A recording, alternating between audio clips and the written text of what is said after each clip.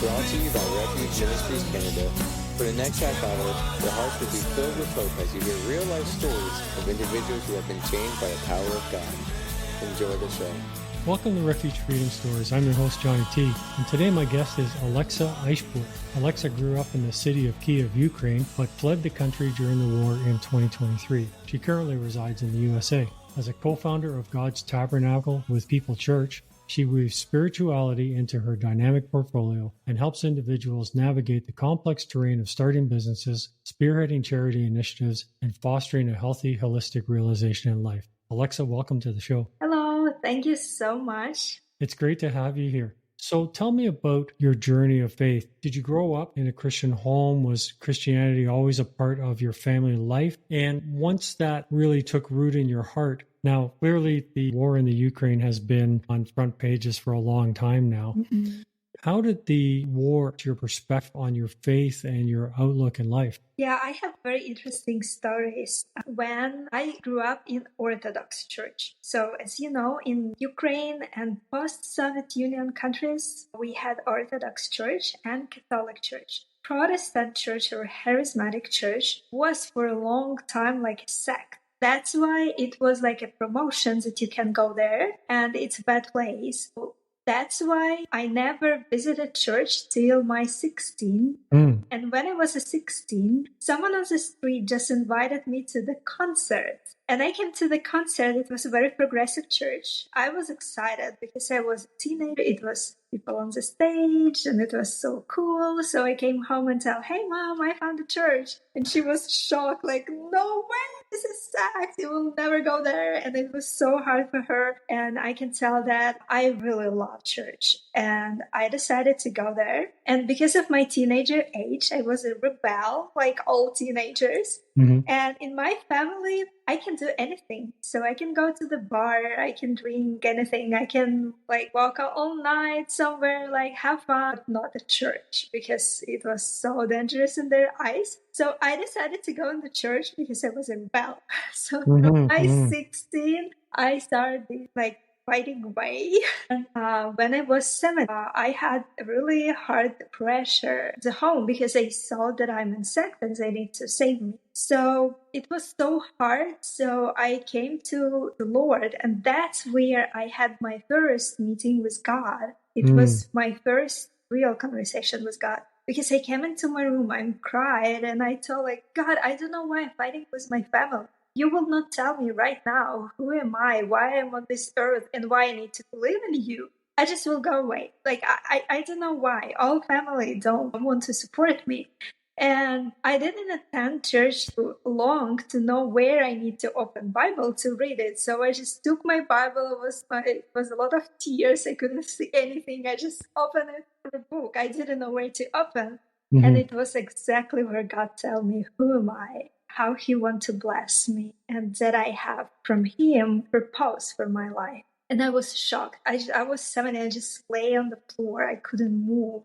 And I just started crying because I never felt such presence of God. I couldn't even explain that. I couldn't even breathe. So after this meeting, I realized that God is real. And after he started to show me his glory in my life, and I started this journey with God. So yeah, I started to attend this church and it was almost 10 years. And after a small group, we opened other church and I was one of founder of church for 12 years. And it was really interesting period because we served a lot and we was connected with a lot of people, with a lot of ministries. And I love to build business and I love to serve people, to be in charity. So I started to connect all the things in my life. And it was part of my calling. So I enjoy it. And when war started, actually, I can tell that my relationship with God started to be deeper. And at first moment, it was not like this. So at first moment, it was disappointing because I couldn't understand why it's happened here on this land, why we are. So I started to ask God questions that I felt. And it was really depressive because I had like a fear that I never feel in my life.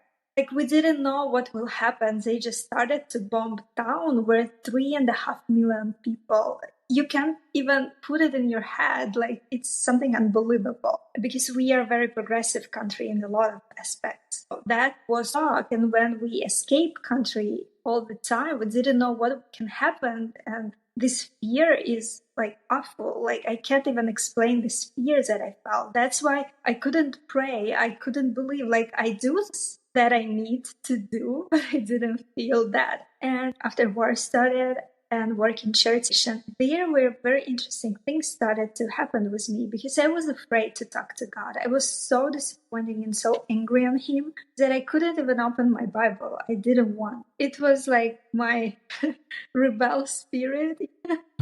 Like, no, like, what you can tell me? You are angry God. You are not faithful God. Like, I couldn't even explain what I felt. It's absolutely this. And after step by step, I started to turn to read the Bible. And I had like one conversation with God, like I read like one verse and just started to think about that. And after I came in one church and they had a worship time. And it was like absolutely amazing moment. It was my first like real meeting with God. And it was somewhere like 3 months after war started, maybe 4, because I just ran from God all this time. And in this, I had this revelation when it was worship time. I start to see like a picture in my head, like a vision. I saw the bird in the nest. And at this moment in my head, I remember all the time we preached a lot about that eagles say put their kids from the nest where they start to fly. So in my head, I was truly believe that God do that with me, like with person. And I was angry, why you do that with me? And in this moment, when I started to think like this, clearly here in my head, you are not a bird. I will never do that with you. You are human. I not work with you like this to change you. I'm a God who go with you through situation. I'm not create this kind of situations. And for me, it was absolutely like change all my worldview on God because I realized that God gives to people free will. And what we are doing with this free will is our responsibility. And if people choose evil and do these awful things, it's their choice and they will pay for this choice. But God, He didn't plan it. He not plan our fail. He not plan wars. He does not plan all these awful things that can happen with us. But some things that just can happen because other people can choose evil or whatever can happen. But it's not God's will. His will for we will save and to help us to build life, to live life.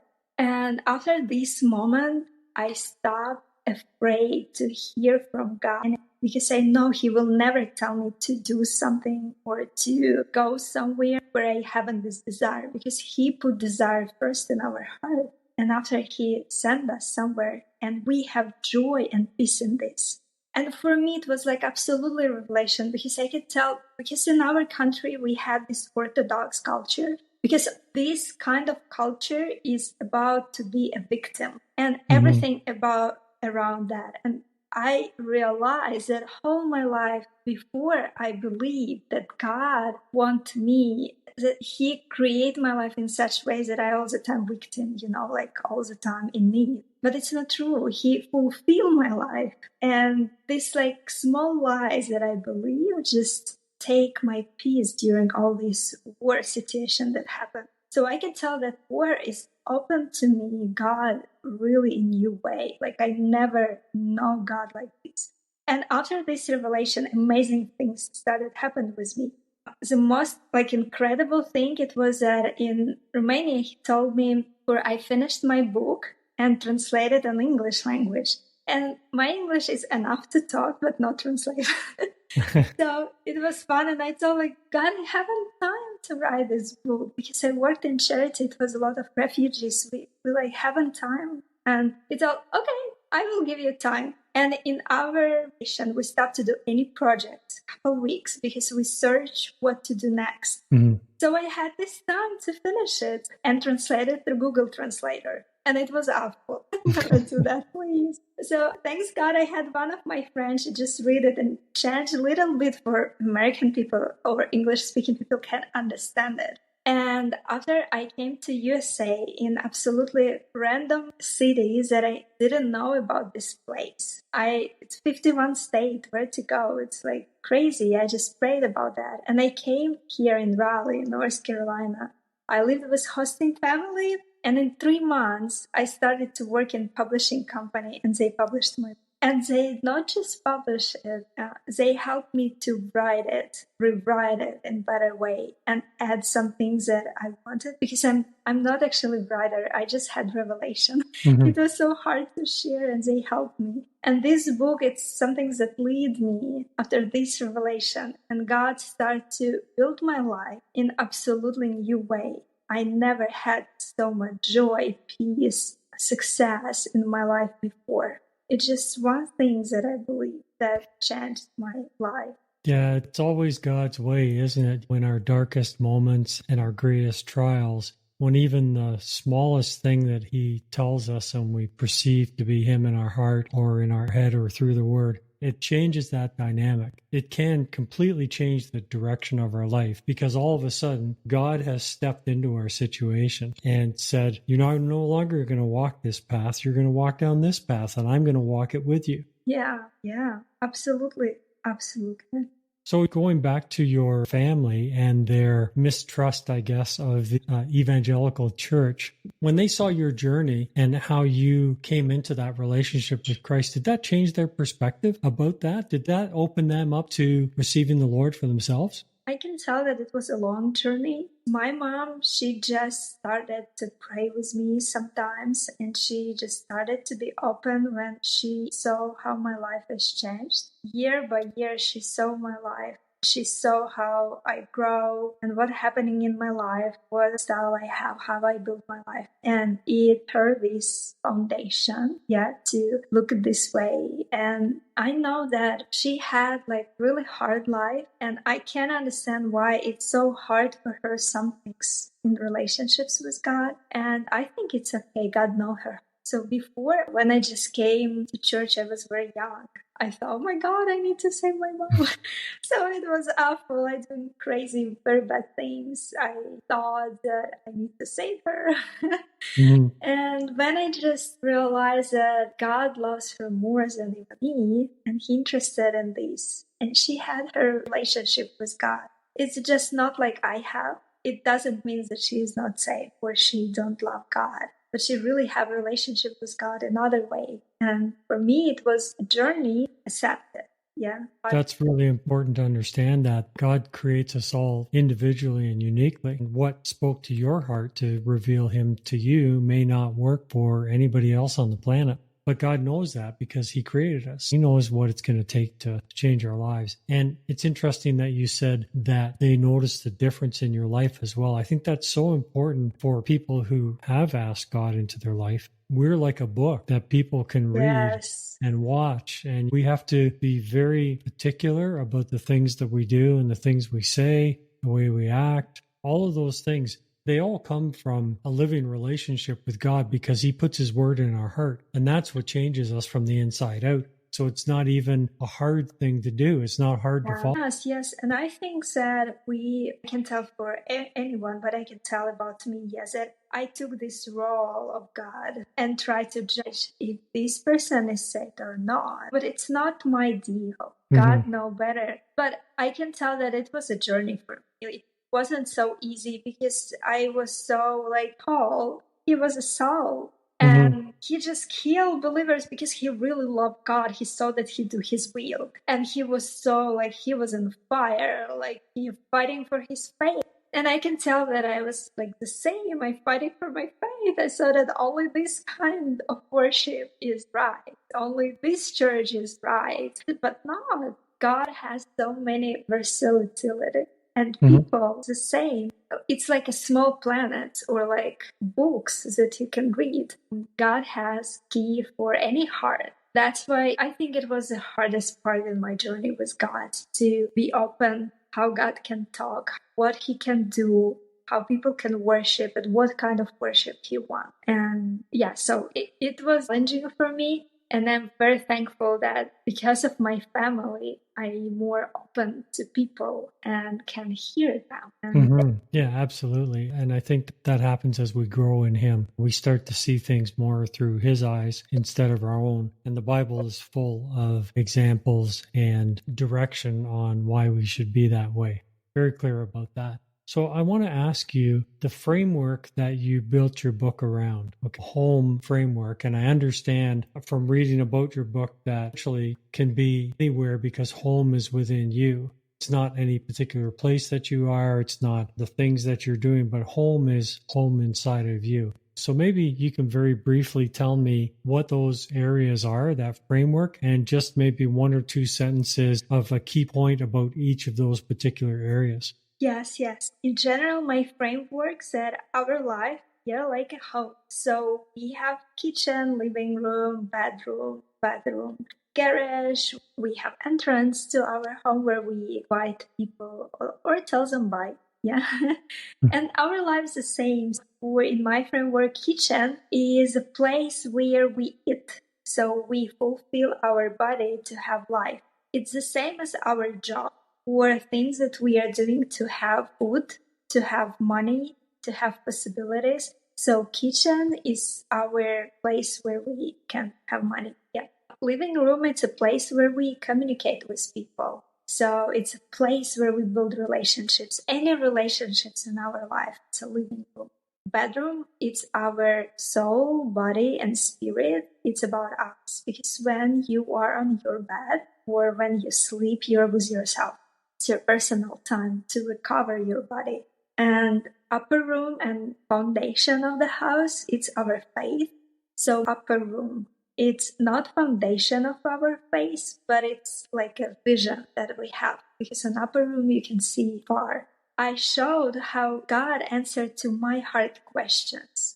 Because he showed me this home inside me, and it was a lot of different rooms. And when I enter in this room, he answered to heart questions. So this book is invitation. It's like, hey, let's talk to God. Do not afraid, ask him hard questions. He is not afraid of these questions. And that's what this book about. So my plan for my next books is to open all other rooms. And because of this framework, it's easy to find where are you now. Because sometimes people don't like their life. They tell, I have the mess. Yeah, I don't know where to start. But if you will see your life as a home and will realize that actually you just have huge conflict that can have a joy in your house. So you need to solve this conflict.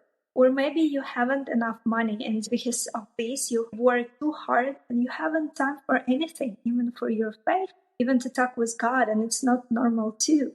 So this framework helps you to find what room is not okay and clean in this room. And in this perspective, you can see that your life is okay. It's just one room. You can do something there and it will be okay. But when you have the mess in your home somewhere, you just don't want to go in this room because it's a mess.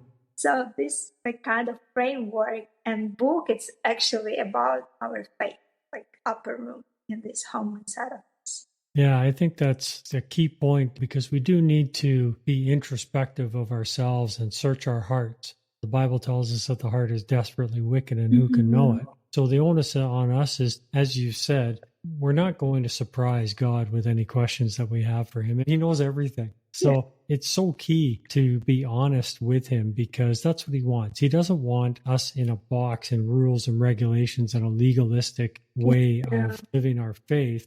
He wants that open, honest, living relationship between us and him. And that only comes through, as you said, searching the rooms in our mind and our heart and so on. And when we do come across something that doesn't sit right with us or doesn't sit right with him, we need to talk to him about that.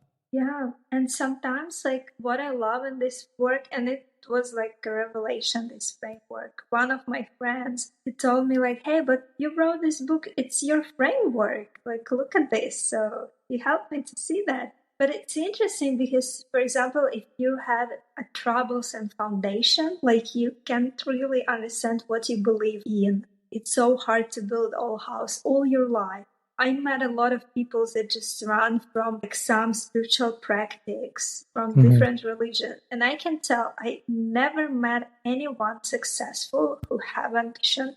And it's so important. And if it's not okay, it's really hard to create something in other rooms because it's well other things. So it's so important to have this base. Yeah, like what do you believe? That's how you will build your life.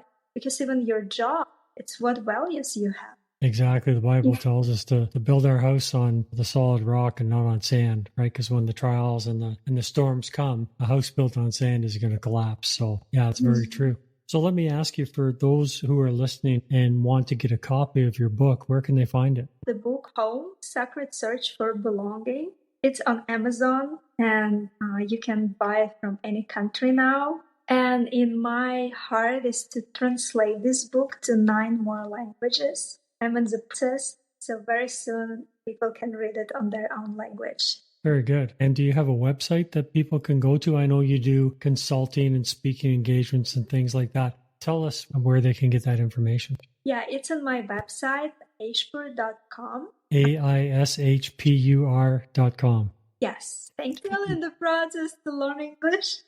It's like one of my biggest challenge that I go through to live here.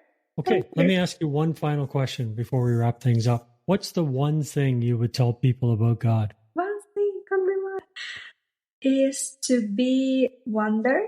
Yeah, like to see God in simple things, to see God in different ways that you never experienced God before. I think this will be one thing that I want to tell. Okay, perfect. All right, well, thank you so much for being on the show. It's been an absolute pleasure talking to you, and God bless you in all you do for Him in expanding His kingdom. Thank you.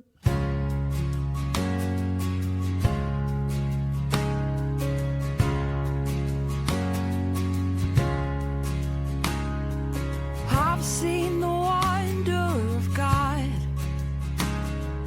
mending and molding my heart. You're not done with me yet. You've just begun. My soul grows tired and weak, but you are a God who redeems, held up in my shame. But you call me by name. Wake up, sleeper, light is breaking through. Dry bones come to life and be renewed. I've seen your kingdom displayed, formed in a patchwork mosaic. You take what's been shattered, you make me new.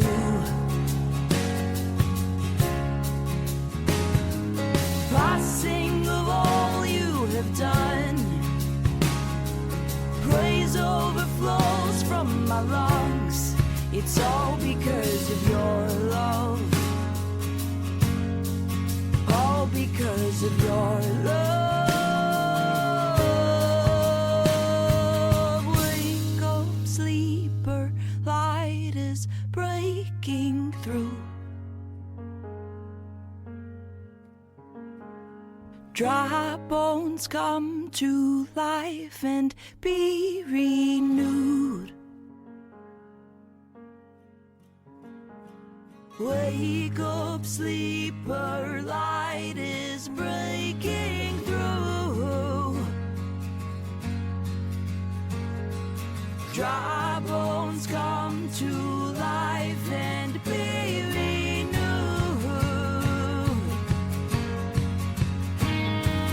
I stand in awe of the God of redemption. I'm overwhelmed by the power of salvation.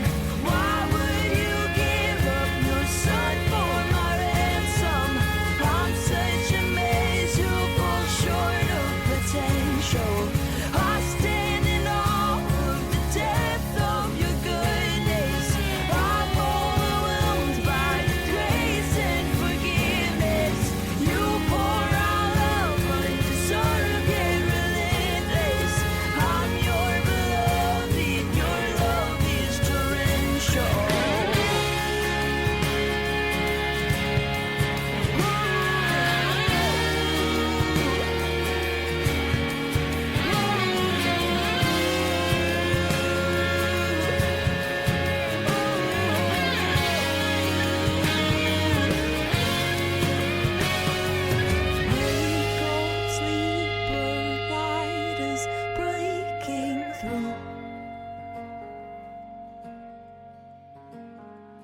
Dry bones come to life and be renewed.